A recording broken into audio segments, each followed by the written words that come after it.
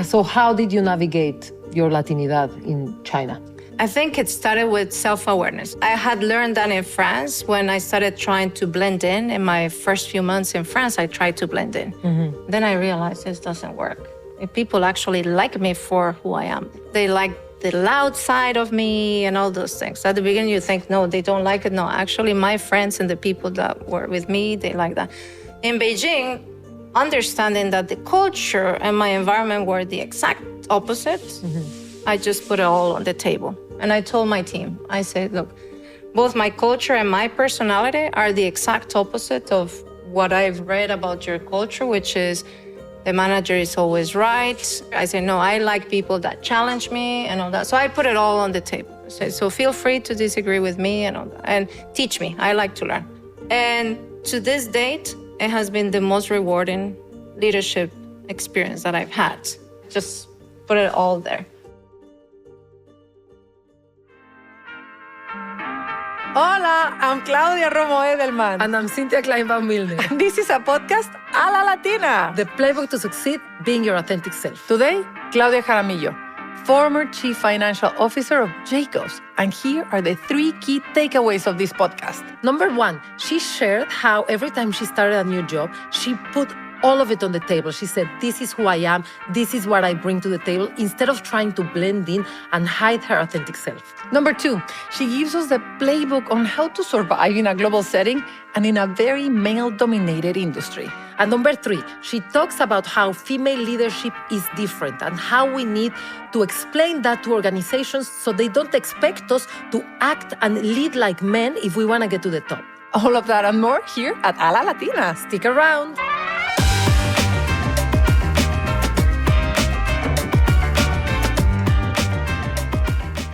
Cynthia, tell me more about Money Lion. What is your favorite product? The product that I loved the most first was our credit builder loan. When I moved to the US, I realized that a good credit score impacts so many aspects of our life. If you have a high credit score, you can get lower interest rates on loans and credit cards, better insurance rates, and better chances of getting a loan. Can you imagine that more than half of our members raise their credit score by up to 27 points in 60 days? Wow. Okay, so I'm learning something new here, and I should be checking on my credit score myself. Everybody should, and it's super easy. So for anyone out there needing to improve their credit score or even know your credit score, come to Money Lion. That's amazing. How do you access the credit builder loan? 2 ways. Either go to moneylion.com/membership or download the Money Lion app. Okay, great. Thank you. I'm in.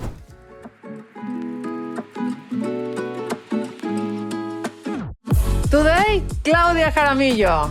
Claudia is a former Chief Financial Officer at Jacobs. She is on the board of directors of Choose You, a national non-for-profit creating economic mobility for historically marginalized communities through job training, support system, and partnerships. She was on the board of Arabian Drilling Company, an energy service headquartered in Saudi Arabia, and PA Consulting. Claudia has an MBA from Wharton Business School. She's been a panelist at the Global Women Economic Forum, at EuroFinance, and the Board Governance Dialogue Conference for Fortune 500 board members. And she's also at the board of WISE. Claudia, it's such a pleasure to having you with us today. Thank you for having me here. It's a pleasure to be here with you. Yes, awesome. And we are excited to be in Dallas. Oh, and we're so happy to have you both with us. We're expanding our network and we want to know everything about you. Tell us a little bit about your background, what made you be who you are, and what you do today. I grew up in Colombia, South America, in the coffee region, something that makes my country very famous. I would say the best coffee in the world. And my town, I would say my city, was a small city, 200,000 people at that time. And I like to describe... Which city? It's called Armenia, like the country. Armenia? Armenia, yes. Armenia in Spanish. And I like to describe my city and the place where I spent most of my time, which was my grandfather's coffee farm. And it's my happy place. And the happy place, why? Because you get up in the morning, you hear the birds, it's mild weather throughout the year. So very nice, up in the mountains, very green. And every time I go every year. I spend Christmas every year with my mother there and my sister. I feel that I'm reconnected with my roots. So anyway, I was there, grew up in the city, but every Christmas, my grandfather, my mother's father, would get us all together with my cousins, my aunts, uncle, everybody together. So I always remember these times as being the happiest moments in my life. And all the time, growing up, it was following the rules, very strict rules, by the way. Of your grandfather? My grandfather, my mother, and my father were also very strict, but it was everything at the table, when we could watch TV or not watch TV, what we would do with our cousins. And obviously, as you can imagine, when you have a lot of cousins, all this, competition or, arguing and so on, but all the time, happy memories. And so, wait, you're telling us that it was a very strict environment? So the values that you have is very disciplined, very organized, or what do you bring from your background to who you are today, and what happened afterwards?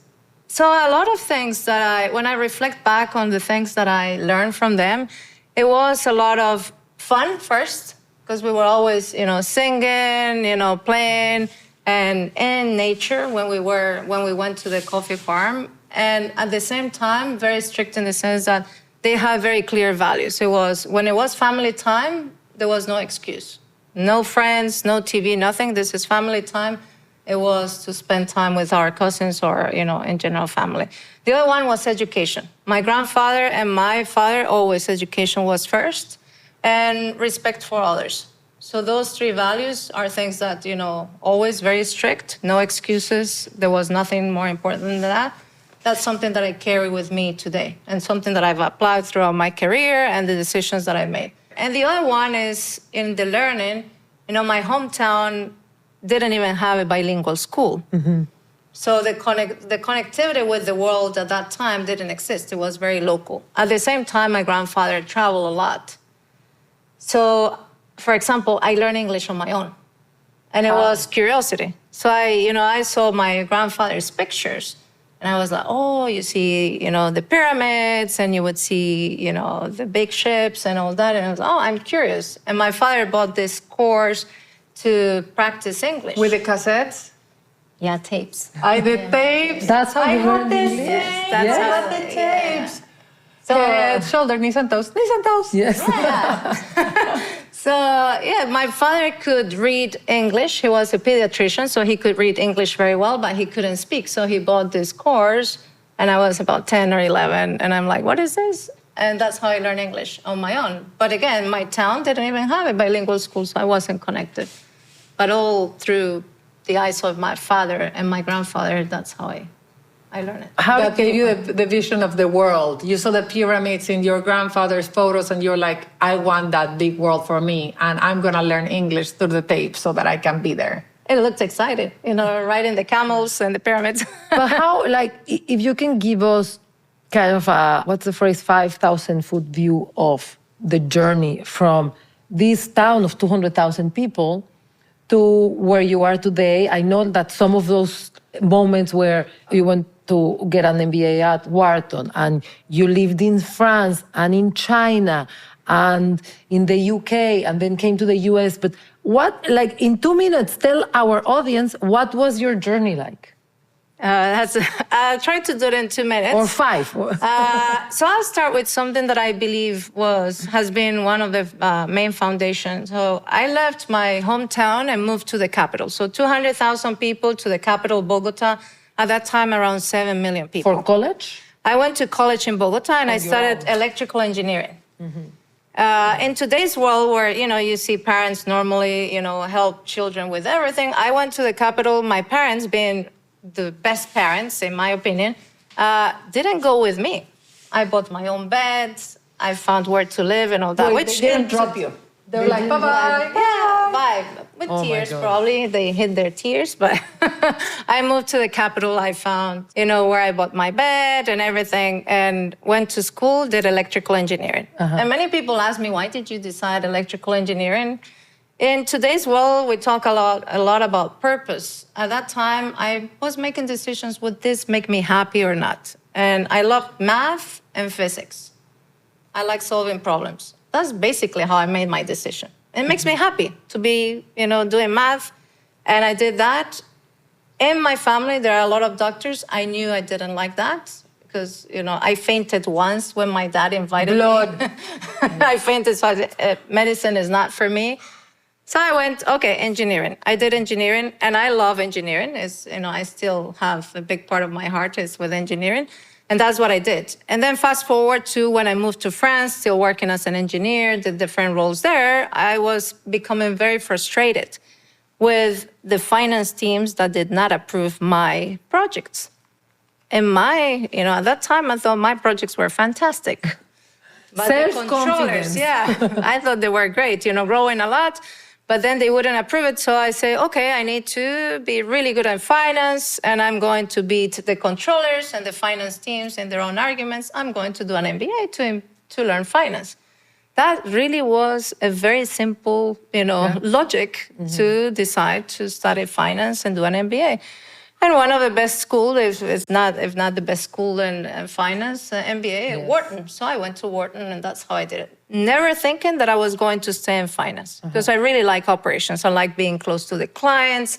I like being close to the teams, being in the field. So that's how I did it. But my career has been always very close to the business. Yeah. So finance, Philadelphia, graduated from Wharton, and went to Schlumberger in finance, moved to Houston.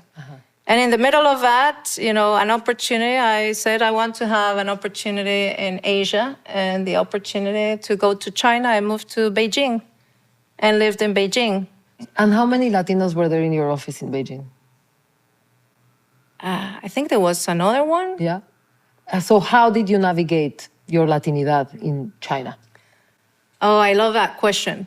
And I think it started with self-awareness. So at that point, I had learned that in France. When I started trying to blend in my first few months in France, I tried to blend in. Then I realized this doesn't work. If people actually like me for who I am. They like salsa dancing, they like the loud side of me and all those things. At the beginning, you think, no, they don't like it. No, actually, my friends and the people that were with me, they like that.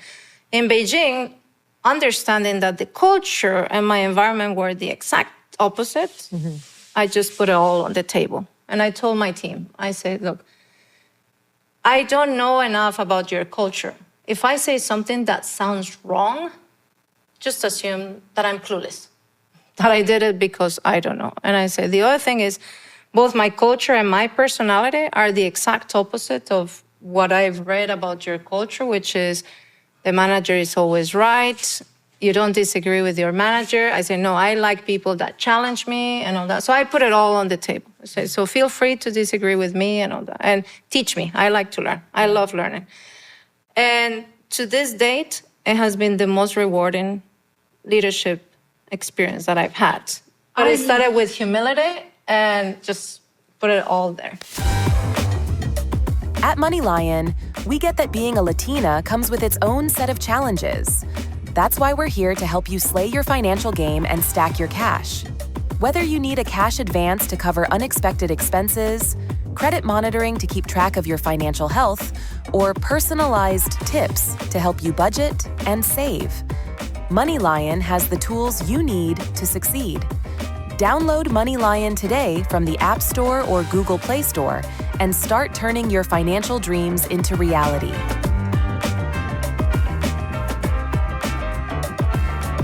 So you spent 18 years in this company. Is it an American company?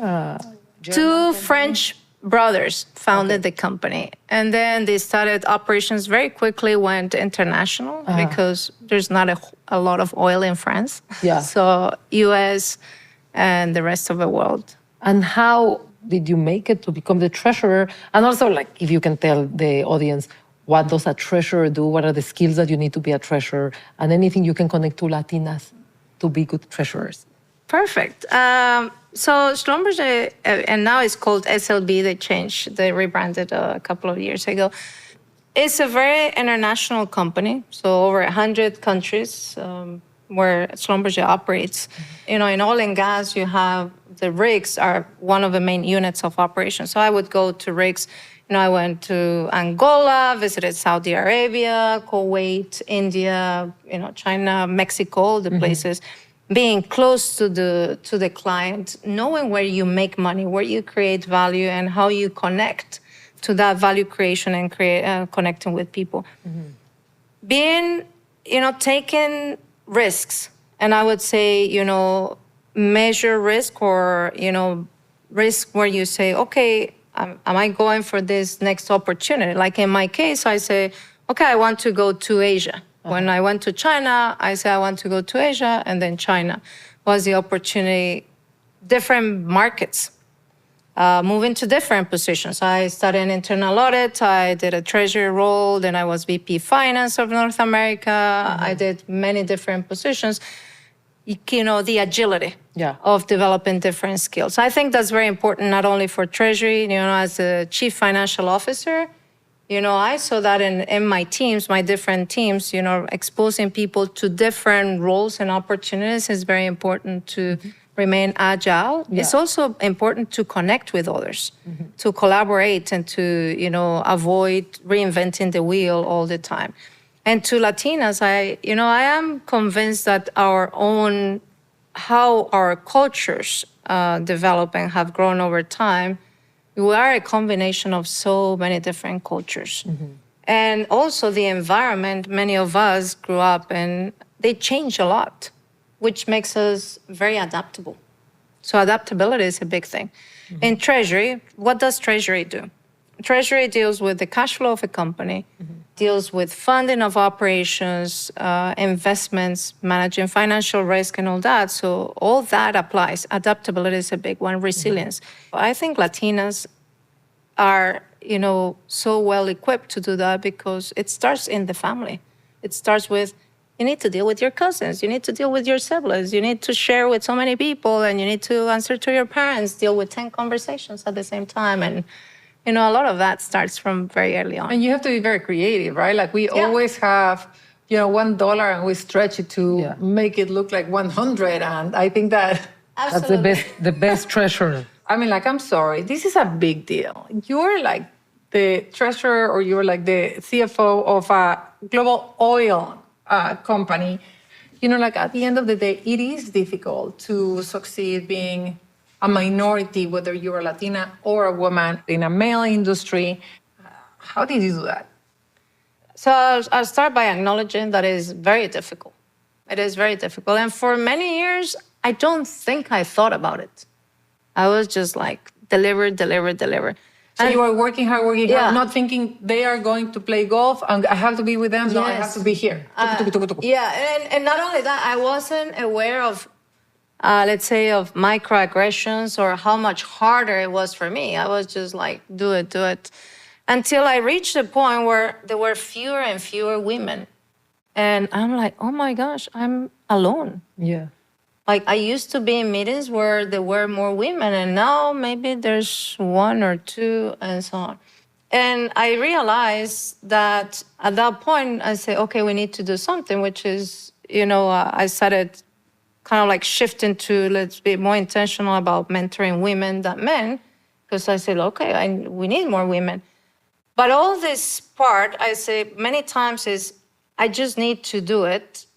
And as I do it, it'll get easier. And I'll give you an example of that. When I became the treasurer of Schlumberger, so it's oil and gas, and you combine it with Wall Street. So it's a very interesting intersection because, you can imagine also the relationship manager that is assigned to oil and gas.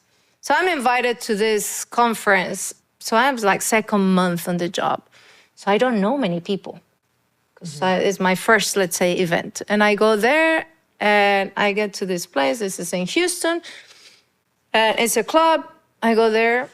I'm going to exaggerate, but it's very close to reality. Only men in the mid to late 50s, dark suits. I'm the only woman. I walk in and I don't know anybody. And the thought that crosses my head is, I think I should go home and have a glass of wine with my husband. It's 7 p.m., I'm tired, long day. This is not necessarily part of my job. Like my job is done, but then I say, no, this is actually part of my job. I'm representing the company, I'm the face of the company, all that, I'm gonna do it.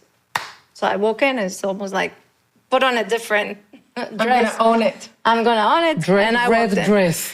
And you can imagine is Latina, shorter, you know, Much the only younger. woman, younger, dressed completely different and all that. And I walked in and I start with, okay, I extend my hand. Nice to meet you. I'm Claudia. And it's like, where do you work and all that. The first one, conversation, not really interested. They're drinking scotch and all that, kind of like, oh, she interrupted the conversation. Okay, this one didn't go well. I go to the second one. Then probably the third one, interesting. We started talking about, trips. All that to say that, I see this almost like walking when you have never exercised, that you go for the first walk, is difficult, the second one, and then after a while, you're like, I miss my walks. So I started saying it's almost like developing a muscle of you're there, and then people appreciate you when you're there. But it's those first few minutes that are uncomfortable. And then once you're there and you own your chair, your duty, your obligation is to talk about this is how we behave. This is why it's important to do it. And this is why it's important to have these conversations. So I fast forward to, later on, I started having conversations more of, how many women are managing our investments of the pension assets. We want more women, more on the supplier side, saying because we don't want group thinking, in terms of managing risk. We want more women because if everybody on the other side looks alike, maybe we have a lot of blind spots. I'm curious about WISE. This is an organization that you created, right? Yes. And I guess it has a very similar mission as this podcast. So can you tell our audience what the organization does and also why did you start it? Yeah, so the story of WISE, so I'll start by explaining WISE stands for Women Inspiring, Supporting, and Empowering Each Other. And it started with a very basic need, which was, I was in the finance function at Schlumberger, 60% of a finance function, women. But at the top, it was 25%. So then how do you explain that you go from 60% to that 20 plus percent? Because in many cases, when you ask about lack of women in leadership, the answer you get is there's no pipeline. In this case, the pipeline wasn't really an issue. And every year when we were doing the talent review, the answer was, do we have a woman for this role, or promotion? The answer was, she's not ready. She's not ready. So what does it mean to be ready? So I started this organization. It was more like an initiative, really grassroots, to say, okay, let's help women get ready for these opportunities. Within the company? Within the company. I didn't realize. So this organization is part of the company. So we started with Schlumberger, and then later on, I did the same at Jacobs when I was with Jacobs, and now we're doing it with other companies. Oh, that's great. So, and what is interesting is that I will mention the main things that started changing. So we created this platform and network when women started connecting with each other, which is something that is, we build relationships very well, but we focus a lot on the quality and the depth of our relationships. And before WISE, women didn't really connect much among themselves, whereas men all the time were connecting. So already connecting women was very powerful. How does that come to life actually? So we started with, specific topics that we discuss once a month, and we had, one person and for one facilitator and for people. Yes. So interestingly enough, I started the concept 2019. Then we were sent home. We say, okay, we need to go virtual, and we did it. And some of the things we discuss are like barriers to our careers. And some of that comes from ourselves. One of them is claiming our achievements. And then, helping women realize why it's important to claim our achievements. The other one is being a perfectionist. And that one is the first thing that we discuss. Being a perfectionist and why that is bad in terms of growing and also in terms of managing stress and all that. And also it probably prevents you from saying, I'm ready for this role, because if you have to be perfect, you're never ready for any promotion. Exactly. Yeah. Another one that is very interesting is leveraging relationships. because we build relationships. But when you say, okay, ask somebody to help you, open a door for you, introduce you to somebody to have a business or to sell something, just introduce them. Oh, no, I don't want to ask for help.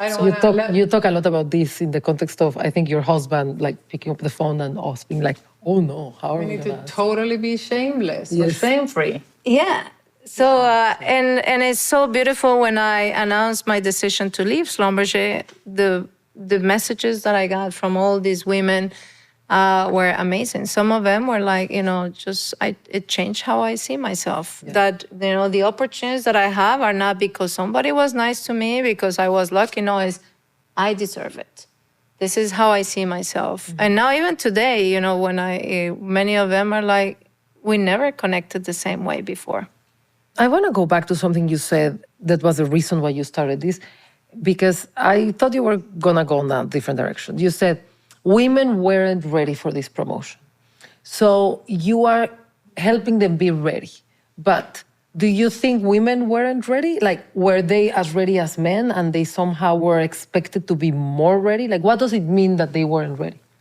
To me, and I'll be very blunt, the not ready to me is masking the fact that the organization is not ready. It was more the organization is not ready for the organization is not ready, and it's not ready. Schlumberger has very committed to promoting women, even with publicly stated targets. But I think the not ready can take many different forms. The first one is not understanding that women leadership is different.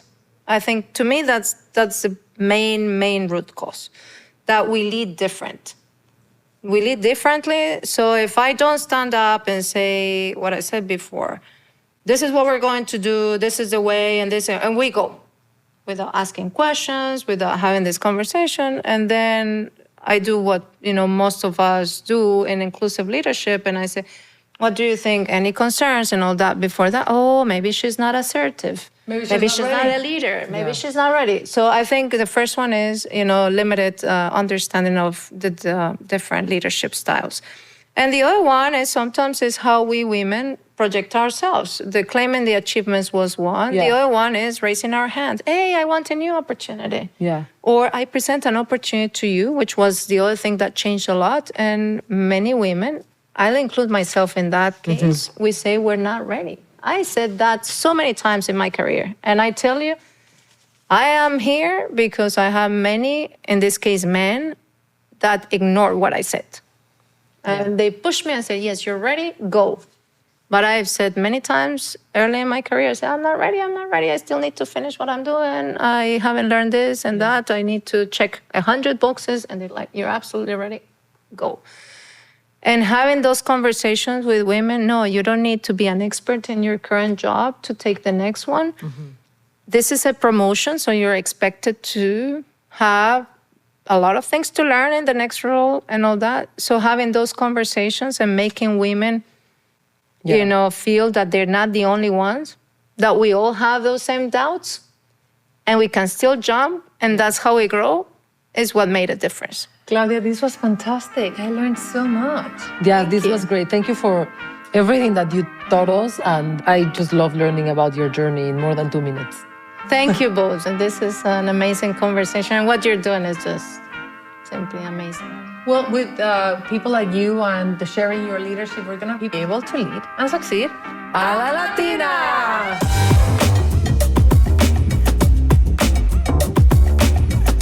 Hola!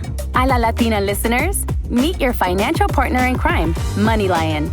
Elevate your money game with top-notch tools, expert advice, and a community that gets it. Dive in at moneylion.com or download the MoneyLion app now.